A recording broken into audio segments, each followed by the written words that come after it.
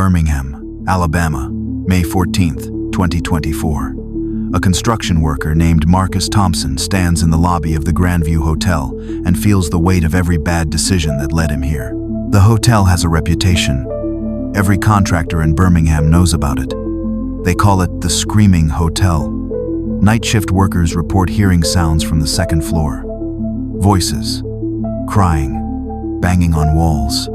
3 different renovation crews walked off the job in the last 2 years. One foreman said he saw a door that shouldn't exist. Another said his tools kept disappearing and reappearing in different rooms.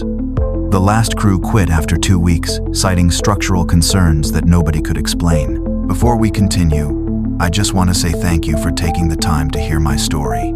If you're comfortable, let me know where you're listening from and what time it is where you are. Now let me tell you the story. Marcus doesn't believe in ghosts.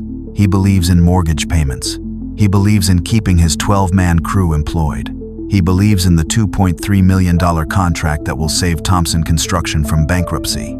So when the developer offers him the Grandview Renovation full-gut job, 6 stories, 72 rooms, Marcus says yes. Even though the bid is 30% higher than normal. Even though the developer admits 3 other contractors turned it down. Even though Marcus's own crew looks nervous when he tells them where they're working. The Screaming Hotel? His crew chief Darius says, wiping sweat from his neck despite the morning chill. Boss, you serious? It's a hotel, Marcus replies, unrolling a blueprint on the hood of his truck and smoothing it flat with his forearm. Old building, makes noise, that's it. But standing in the lobby on day 1, Marcus understands why people are scared. The Grandview isn't just old, it's wrong. The angles don't quite line up. The hallways seem longer than they should be. And there's a smell, faint but persistent, like something died in the walls decades ago and nobody ever found it. The hotel closed in 2023 after the previous owner died. His son sold it at auction. The developer who bought it wants to turn it into luxury condos. But first, someone has to gut the place. Strip it down to the studs. And nobody wants to do it, except Marcus. Because Marcus is 3 months behind on his business loan. Because his father built Thompson Construction from nothing, and Marcus isn't going to be the one who loses it. Because his wife Patricia keeps saying everything will be fine, but Marcus sees the worry in her eyes when the bills come. So he ignores the reputation. He ignores the stories. He tells his crew to start on the top floor and work their way down. For 2 months, nothing happens. They strip the 6th floor, then the 5th, then the 4th, and 3rd. The work is normal. Demo work. Dirty and loud and exhausting, but normal. Then they reach the 2nd floor. That's when things get strange. The 2nd floor is different. Marcus feels it the moment they start working.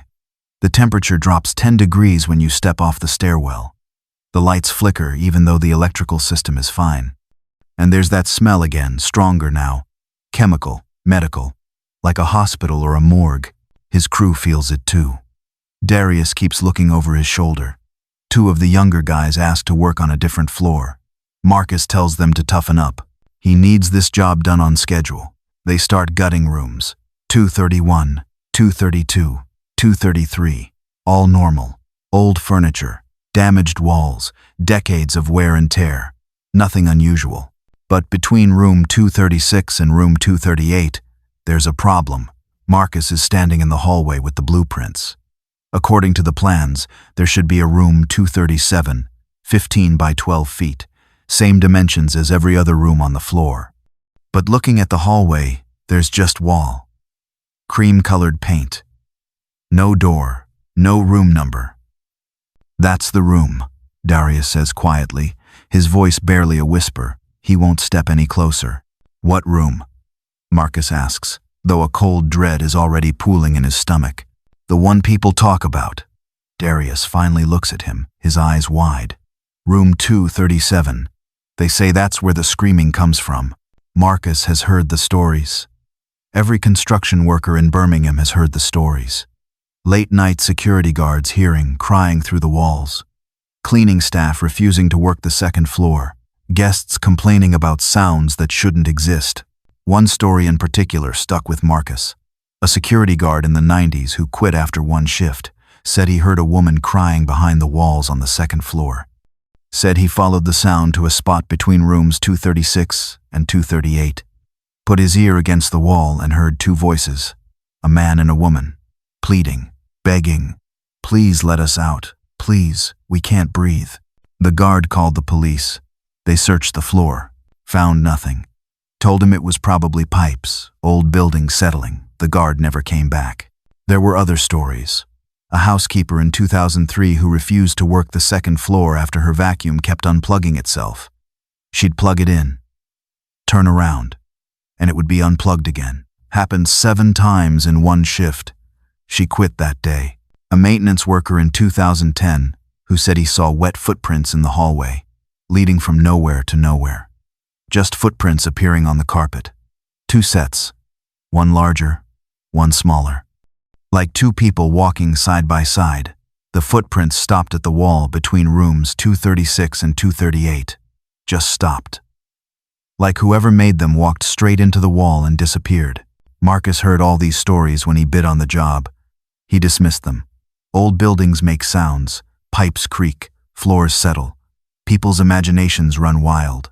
But standing here now, looking at the wall where room 237 should be, Marcus feels something he hasn't felt in years. Fear, not logical fear. Not fear of getting hurt on the job or failing to meet a deadline. Primal fear, the kind that makes your hindbrain scream at you to run.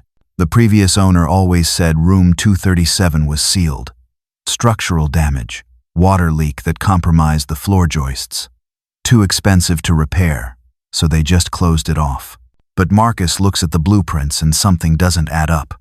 The room is marked on the plans, clearly labeled, room 237, but from the hallway, you can't see any evidence it ever existed. "We're opening it," Marcus says. Darius looks at him. "Boss, maybe we should. We're opening it." Marcus folds the blueprints with a sharp, decisive snap. "That's what they're paying us for." Marcus calls the developer, guy named Tom Whitfield. He paces the hallway as the phone rings. "Tom, it's Marcus at the Grandview." "Yeah, listen, we've got a situation. Room 237. It's not on the hallway." "No, the blueprints say it is, but the wall doesn't." He listens for a moment, pinching the bridge of his nose. "That's what I'm calling about. The previous owner said, structural damage. You got any reports on that?" "Right, thought so. We're going in through 236. He hangs up and shoves the phone back in his pocket. Whitfield told him to do whatever he needs to do. The previous owner claimed there was structural damage, but Whitfield never saw any reports. Never saw any permits. Just paperwork saying the room was out of order since 1983. 41 years. Marcus makes a decision. They're going in through room 236. Knock down the shared wall. See what's on the other side. That night, Marcus can't sleep. He lies in bed thinking about the wall, about the stories, about room 237. Patricia rolls over, the mattress springs creaking. "You okay?" "Yeah." He stares at the ceiling fan, a dark shadow spinning in the dark. "Just thinking about work." "The hotel?" "Yeah." She's silent for a beat, then sits up, pulling the sheet with her. "You're worried about something." Marcus doesn't answer right away. Patricia knows him too well. They've been married 22 years. She can read his silences better than most people can read words. "There's a sealed room," Marcus says finally. "Second floor. Been closed since 1983. We're opening it tomorrow." "What's in it?" "I don't know. That's what worries me." "You think something's wrong?" "I think something's been wrong for 41 years. I just don't know what." Patricia sits up. "Marcus, if you think there's danger, it's not danger. Not like that. It's just..." He struggles to find words. You know how sometimes you just know something's not right? Before you have proof, before you have evidence, you just know in your gut? Yes, that's what this feels like. She takes his hand. "Then trust your gut. Be careful tomorrow." The next morning, Marcus and Darius set up in room 236. It's a standard hotel room, stripped bare now. Just studs and subflooring and old pipes.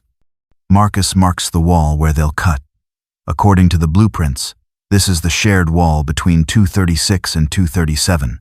Darius picks up the sledgehammer. He looks at Marcus, his knuckles white on the handle.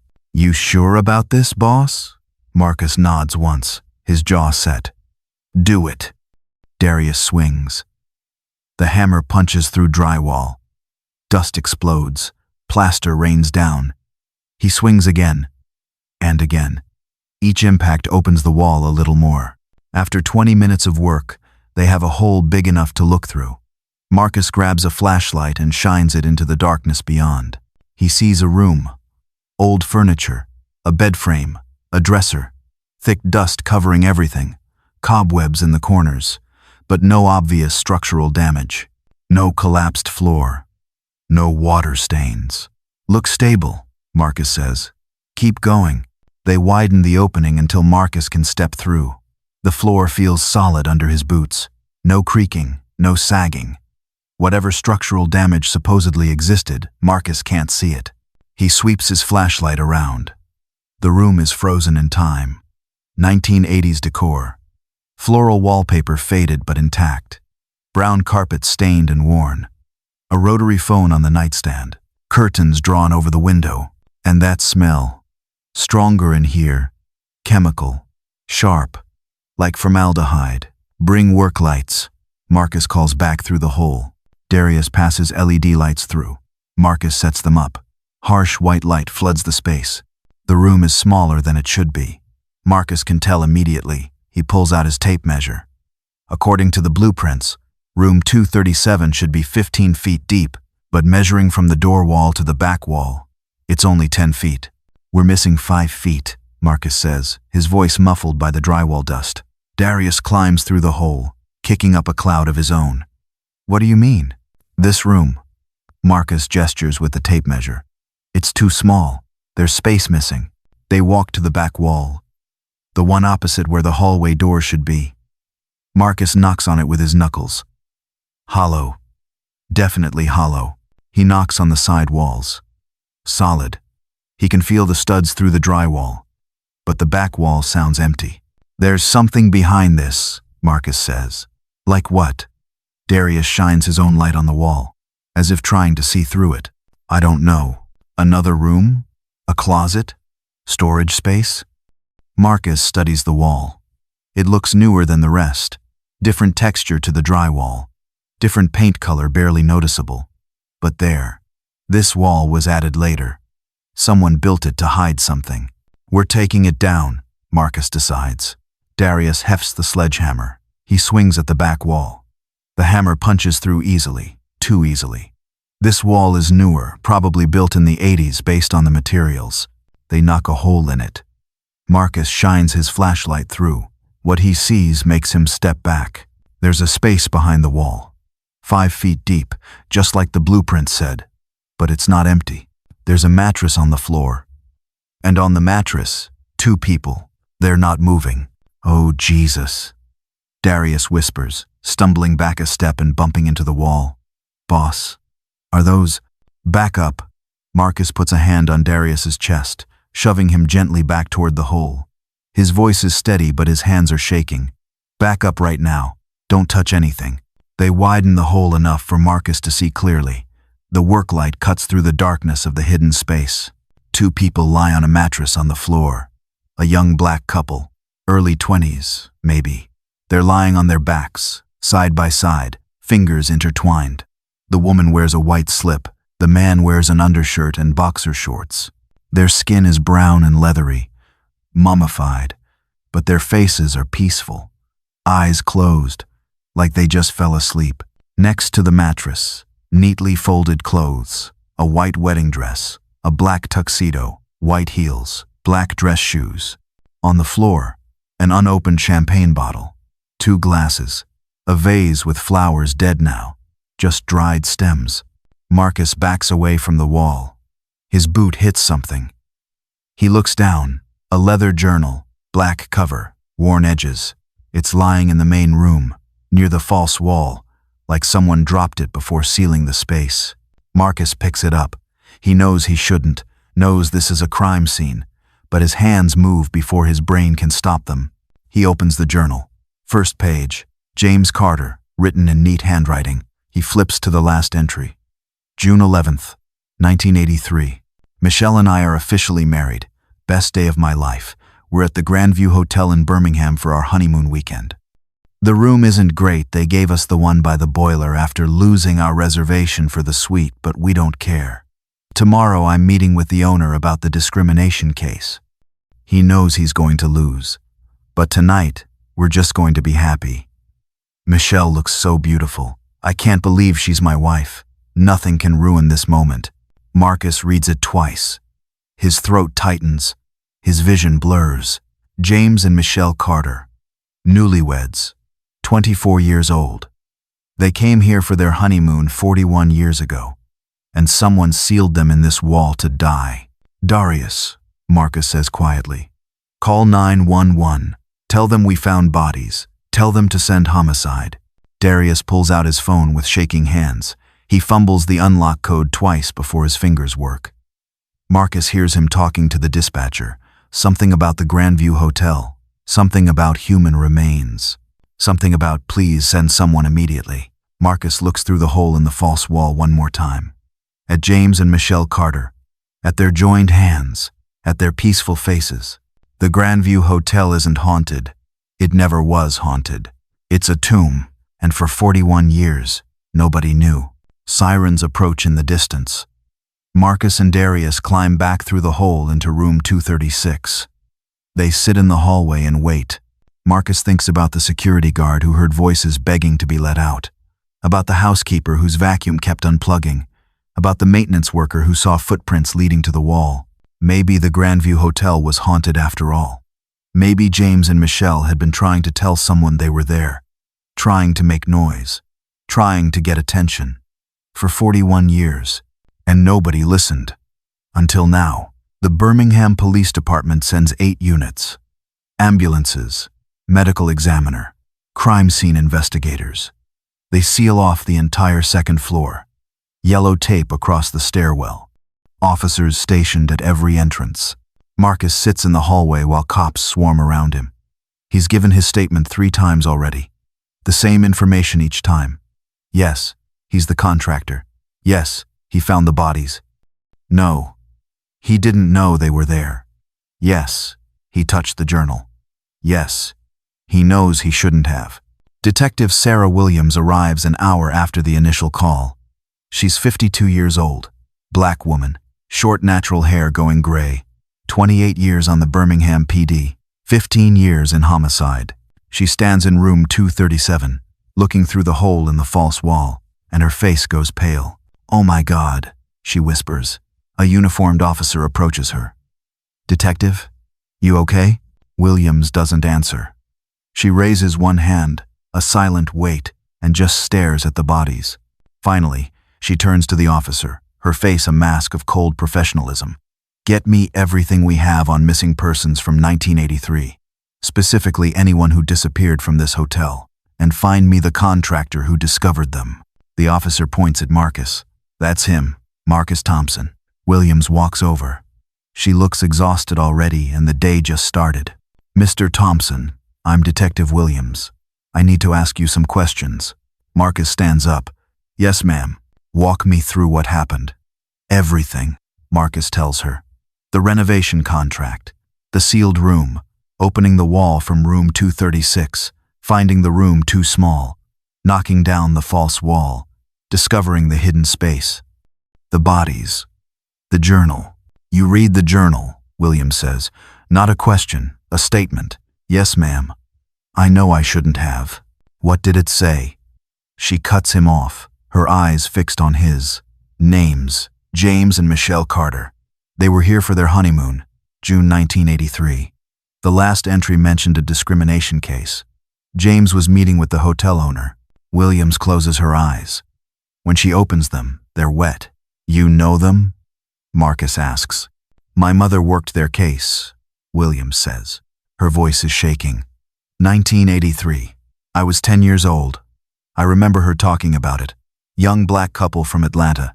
Just married. Came to Birmingham for honeymoon. Never went home. The hotel owner, Richard Dunmore, said they checked out Sunday morning. My mother didn't believe him. But she had no evidence, no witnesses. Just Dunmore's word against a missing couple's families. Case went cold. He lied, Marcus says. He murdered them, Williams corrects.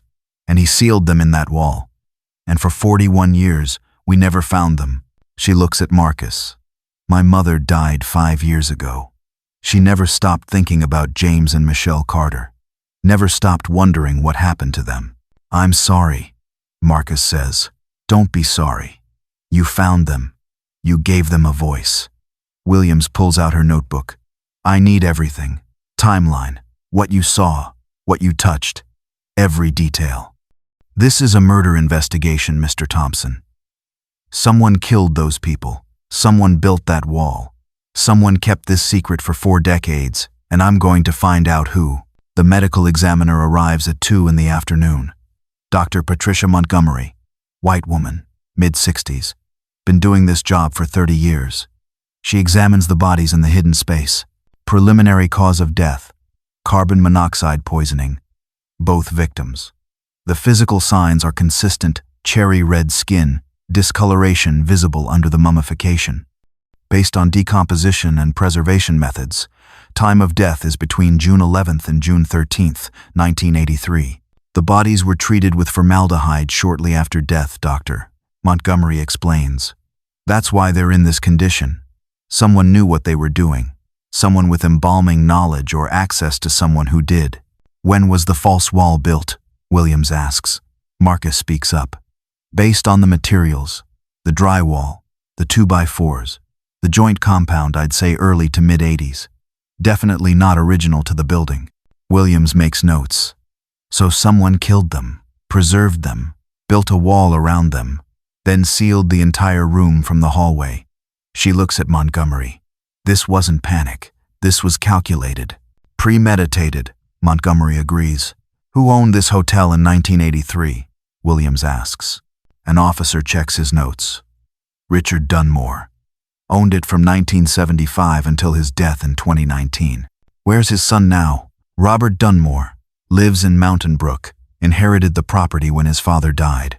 Williams closes her notebook. Set up an interview. I want to talk to him today. Marcus goes home that evening. He's exhausted, physically and emotionally drained. He walks through the door and Patricia takes one look at his face and knows. What happened? Marcus tells her everything. The sealed room, the false wall, James and Michelle Carter, the journal entry about a discrimination lawsuit, the detective's mother working the case 41 years ago. Patricia sits down heavily. Those poor people, 24 years old, just married. Someone murdered them on their honeymoon. The detective thinks it was the hotel owner, Richard Dunmore. Can she prove it? I don't know. He's been dead for 5 years. Marcus can't sleep. He lies in bed thinking about James and Michelle, about their last journal entry, about how happy they were, about how someone took everything from them. At 5 in the morning, he gets up, grabs his laptop, starts searching. James Carter, Michelle Carter missing Birmingham 1983, brings up newspaper articles. Birmingham News, June 15th, 1983. Atlanta couple reported missing. James Carter, 24, and Michelle Peterson Carter, 24, of Atlanta, Georgia, were reported missing Monday by their families. The couple was last seen checking into the Grandview Hotel on Friday, June 10, for their honeymoon weekend. Hotel manager Richard Dunmore stated the couple checked out Sunday morning, June 12. Family members say the Carters never returned home. The Carters' vehicle was found in the hotel parking lot. Birmingham police are investigating. Marcus keeps searching. Finds a follow-up from July 1983. Missing couple case stalls. Birmingham police have made no progress in the disappearance of James and Michelle Carter. Detective Robert Hayes stated that no evidence of foul play has been found. We've exhausted all leads, Hayes said. At this point, we believe the couple may have left the area voluntarily. The Carters' families dispute this claim, and then the story disappears. No more articles, no updates. The case was forgotten. Marcus searches James Carter lawyer Atlanta discrimination and finds what he's looking for. Atlanta Journal-Constitution, May 19, 1983. Civil rights attorney files hotel discrimination complaint. James Carter, 24, a recent graduate of Emory Law School, has filed a formal complaint with the Alabama Civil Rights Commission against the Grandview Hotel in Birmingham. Carter alleges the hotel engaged in systematic discrimination against black guests, including canceling confirmed reservations, assigning inferior rooms, and charging higher rates. This is about a pattern of behavior designed to discourage black patrons while technically remaining legal, Carter stated. Hotel owner Richard Dunmore denied the allegations, calling them baseless and motivated by publicity seeking. There it is. Motive. James Carter was 24 years old, fresh out of law school, filing a discrimination complaint that could destroy Richard Dunmore's business. And 1 month later, James and Michelle were dead. Marcus calls Detective Williams at 6:30 in the morning. She answers immediately. "Mr. Thompson, I found articles." James Carter filed a discrimination complaint against the Grandview Hotel in May 1983, 1 month before he and Michelle died. Silence on the line. Then, "Send me everything. I'm interviewing Robert Dunmore this afternoon. This changes things." Robert Dunmore lives in Mountain Brook, Birmingham's wealthy suburb. Big colonial house, white columns, circular driveway, everything screaming old money. Detective Williams brings Marcus with her. Technically, he shouldn't be there. He's a civilian, not law enforcement. But Williams says Marcus deserves to see this through. He found James and Michelle. He gave them justice. Dunmore answers the door in golf clothes, polo shirt and khakis. He looks annoyed when he sees the police. "Mr. Dunmore, I'm Detective Williams. This is Marcus Thompson. We have questions about room 237. Dunmore's face pales slightly. "I already told the officers. My father said it was sealed because of structural damage, water damage or something. Except there was no water damage," Williams says. "Mr. Thompson is a contractor. He's been through that room. Floors solid. Walls are solid. No structural issues at all." Then my father was mistaken. Dunmore tries to cross his arms, a weak attempt at defiance. "Your father was lying," Williams says bluntly. "Because your father didn't seal room 237 because of water damage. He sealed it because he murdered 2 people and hid their bodies inside." Dunmore steps back. "That's insane. My father would never." James and Michelle Carter, 24 years old, married 1 week, came to your father's hotel for their honeymoon in June 1983. Your father killed them. He sealed them in a false wall. Then he sealed the entire room from the hallway, and for 41 years, nobody knew. I don't know anything about that. Dunmore tries to puff up his chest, but his eyes dart to the door. "When did you find out?" Marcus asks, his voice low and hard. Dunmore looks at him, baffled. "What? When did you find out your father was a murderer?" "When he told you on his deathbed. When you went through his papers after he died." "When?" "I don't have to answer that." "No, you don't." Williams agrees. "But I'm getting a warrant for your father's storage unit, for his business records, for every document related to the Grandview Hotel. And if I find evidence that you knew about those bodies and didn't report it, you're going to prison. Accessory after the fact, obstruction of justice, 20 years minimum." "I want my lawyer," Dunmore says, his voice suddenly small. "That's your right."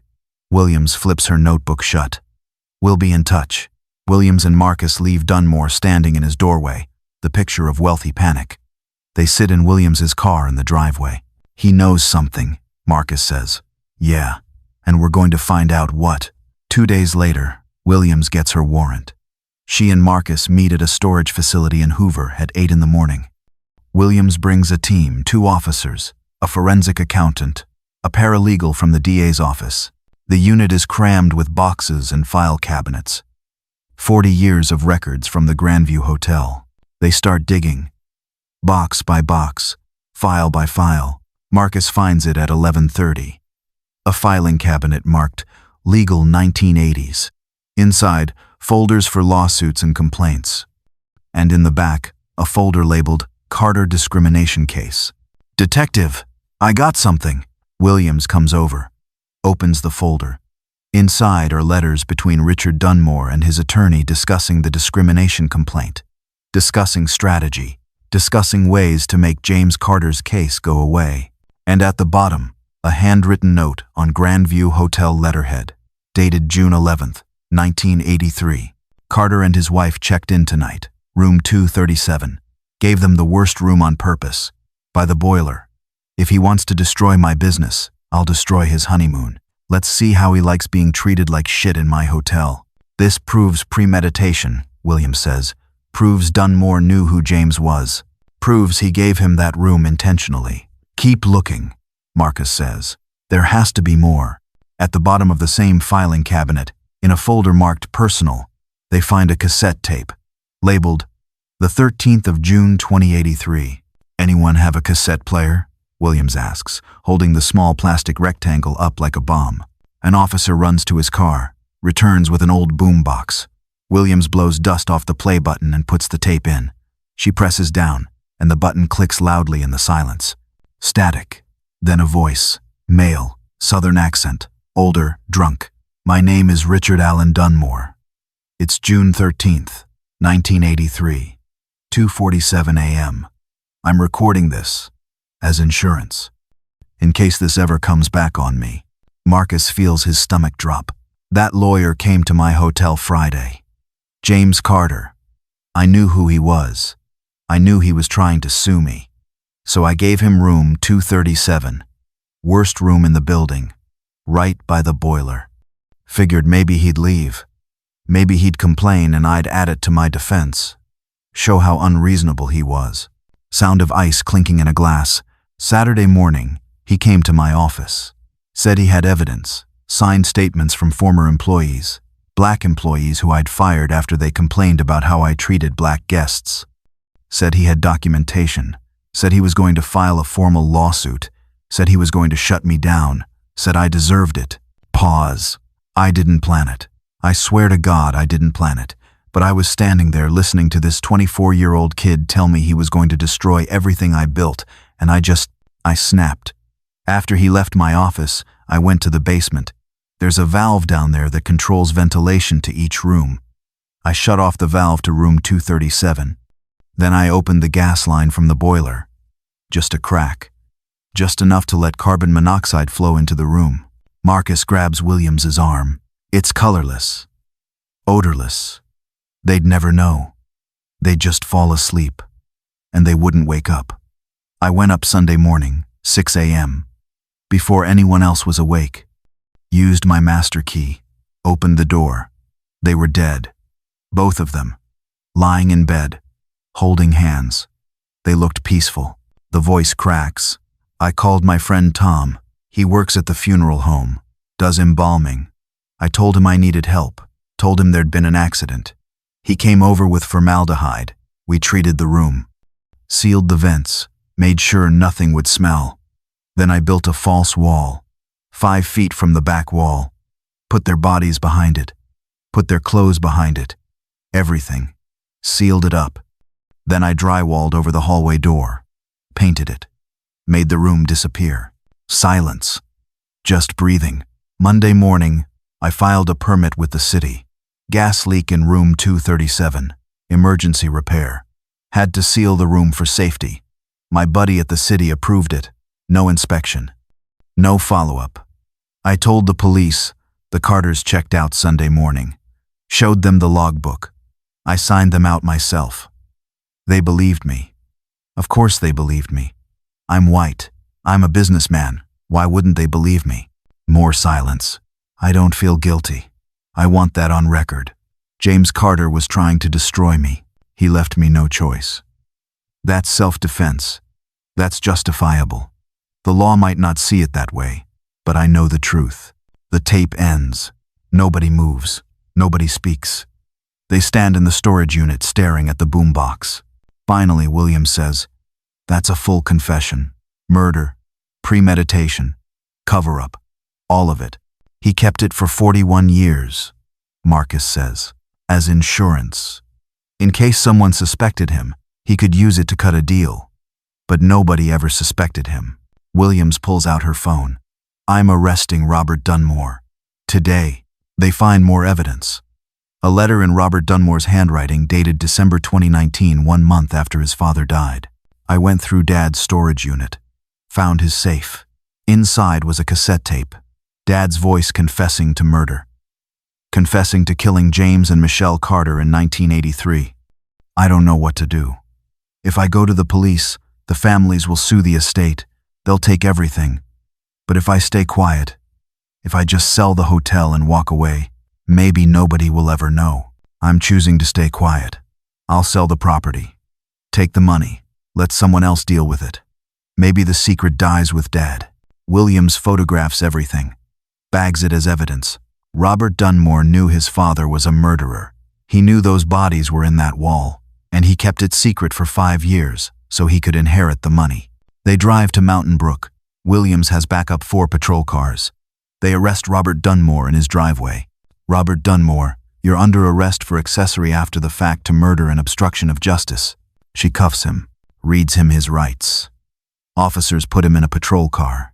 I want my lawyer, Dunmore shouts, twisting as the officers guide him into the back of the car. You'll get one, Williams says, not bothering to raise her voice. She turns to Marcus. We got them. Father and son. The father's dead, but at least we can make the son pay. Marcus nods. But he doesn't feel satisfied. Because James and Michelle Carter are still dead. Their families still suffered for 41 years. But it's something. Williams drives Marcus to Atlanta to notify Michelle's parents. They deserve to hear it in person. Ruth and David Peterson live in southwest Atlanta. Small house, neat yard. Ruth answers the door. She's in her 80s now, small and frail. She looks at Williams's badge, then at Marcus. Her eyes, clouded with age, suddenly sharpen and fill with tears. You found my baby, she says, her voice a fragile rasp. Her hand comes up to her mouth. Yes, ma'am. Williams replies, her own voice thick. Can we come in? They tell Ruth and David everything. The sealed room, the false wall, the bodies, Richard Dunmore's confession, Robert Dunmore's cover-up. Ruth cries. David just stares ahead, processing 41 years of grief. Why? David asks. Why did he kill them? James was suing him for discrimination, Williams explains. Dunmore thought he'd lose his business, so he murdered them. Over a lawsuit, David says. He killed my daughter over a lawsuit. Marcus speaks up. Mr. and Mrs. Peterson, I'm going to make sure people remember James and Michelle. I'm working with the developer to create a memorial at the hotel, to tell their story, to honor what James was fighting for. Ruth takes Marcus's hands. Thank you. Thank you for finding her. Thank you for bringing our baby home. They stay for 2 hours, looking at old photos, hearing stories about Michelle and James, about their childhoods, their college years, their wedding. Ruth shows Marcus their wedding album. James in his tuxedo, Michelle in her wedding dress, both smiling, both so young, both so full of hope. They had their whole lives ahead of them, Ruth says. They were going to have children. James wanted 3. Michelle wanted 2. They were going to buy a house. They were going to grow old together. She wipes her eyes. And Richard Dunmore took all of that away. Because James had the courage to stand up to him. Because James refused to accept being treated like a second-class citizen. David adds, James believed in the law, believed the system could work, believed he could use his education to make things better for people like us, and someone killed him for it. Marcus listens, takes it all in. These aren't just victims anymore. They're people. Real people with dreams and plans and families who love them. When they leave, Ruth hugs Marcus for a long time. You're a good man, she says. James would have liked you. 3 months later, Robert Dunmore pleads guilty. The evidence is overwhelming. His father's confession. His own letter admitting he knew. The DA offers 18 years, no early release. The sentencing hearing is packed. Ruth and David are there. James's brother flies in from California. Civil rights leaders attend. The press fills the back rows. The judge asks if anyone wants to make a statement. Ruth stands, walks to the front, looks at Robert Dunmore. You didn't kill my daughter, she says, but you let her stay dead. For 5 years, you knew she was in that wall. You knew we were suffering. You knew we deserved answers. And you chose money over justice. You chose your inheritance over our peace. For that, I will never forgive you. The judge sentences Dunmore to 18 years. Guards take him away. He doesn't look back. Outside the courthouse, reporters swarm. Marcus slips away before they can ask questions. 6 months later, the memorial opens. Marcus designed it himself. Photos of James and Michelle, their wedding picture, articles about the discrimination case, copies of James's legal briefs from the Southern Justice Coalition, Michelle's social work certifications, a timeline of civil rights history in Birmingham, and a plaque in memory of James Carter and Michelle Peterson Carter, the 11th of June 1983. Newlyweds, activists, victims of hatred. James fought for justice. Someone killed him for it. May their story remind us the fight for equality continues. Ruth and David attend. So do dozens of others. The mayor speaks. Civil rights leaders speak. Students from the University of Alabama come. The story makes national news. Marcus stands in the back with Patricia. You did good, she says. I just found them. You gave them justice. You made sure they're remembered. That matters. Marcus became an advocate after that. Started the Carter Initiative, a program training contractors to recognize suspicious construction, to know what to look for, to call police before disturbing potential crime scenes. Over the next 5 years, the program helped solve 8 cold cases across the South. Bodies hidden in walls, in crawl spaces, in sealed rooms, victims who'd been forgotten, families who'd been waiting decades for answers. Marcus spoke at conferences, trained contractors, worked with police departments, all because he knocked down a wall and refused to look away. 5 years after finding James and Michelle, Marcus stands in the memorial again. It's the anniversary of their deaths. June 11th. Ruth and David are gone now, both passed within 6 months of each other. But their grandchildren are here. James's nieces and nephews, Michelle's cousins. A young woman approaches Marcus, early 20s. She looks like Michelle. Mr. Thompson, I'm Michelle's granddaughter. Well, her sister's granddaughter. I wanted to thank you for everything you did. I'm sorry I didn't find them sooner. Marcus says, you found them. That's what matters. My great-grandmother died knowing what happened to her daughter. That's a gift. Before you, she died every day not knowing, wondering, hoping. You gave her peace. She hands Marcus something. A photo. James and Michelle on their wedding day. Young, happy, in love. My great-grandmother wanted you to have this. She said you're part of their story now. You're the one who made sure they're remembered. Marcus takes the photo. His vision blurs. Patricia stands next to him.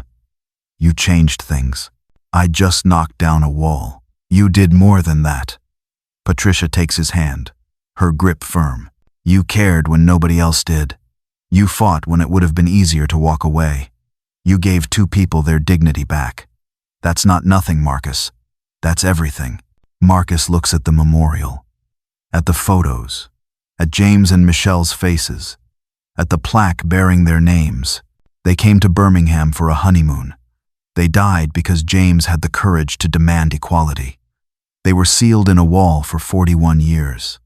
Their families suffered. Their killer went free. But Marcus Thompson knocked down a wall, found them, told their story, made sure people knew what happened. And because he did, James and Michelle Carter weren't just victims. They were heroes. They were martyrs. They were remembered. And in the end, that was justice. Not the justice they deserved, but the justice one man could give them. The justice of remembering. The justice of refusing to look away. The justice of caring when nobody else would.